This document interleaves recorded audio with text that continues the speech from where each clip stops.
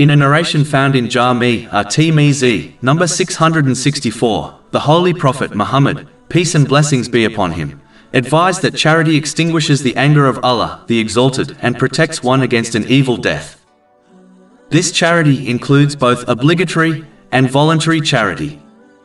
As mentioned in this narration, charity has a strong positive effect, as wealth is often a beloved worldly thing to people.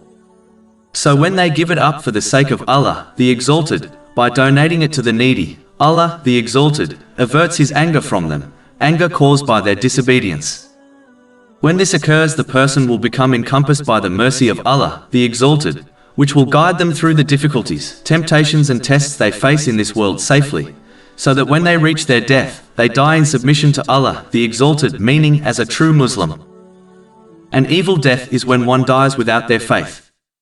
This can occur when one possesses weak faith, which is a result of their ignorance of Islamic knowledge. The more one gains an acts on Islamic knowledge, the stronger their faith will become. An evil death can also occur when one persists on major sins, such as abandoning the obligatory prayers. It does not take a scholar to conclude where this person will end up in the hereafter. It is the reason why the Holy Prophet Muhammad, peace and blessings be upon him, advised in a narration found in Jami' at-Tirmidhi, number 1961, that a generous person is close to Allah, the Exalted, close to people, close to paradise and far from hell. A Muslim should therefore make it their habit to donate charity regularly, according to their means, as Allah, the Exalted, observes quality, meaning one's sincerity, not quantity.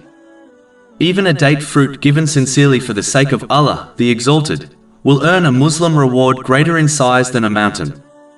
This has been confirmed in a narration found in Sahih Muslim, number 2342. Finally, one must remember that charity includes all good deeds that help others, not just wealth. So the one who does not possess wealth should give charity in other ways, such as giving others their time, energy, and emotional support. The least one can do is keep their verbal and physical harm away from others, as this is considered as giving charity to oneself.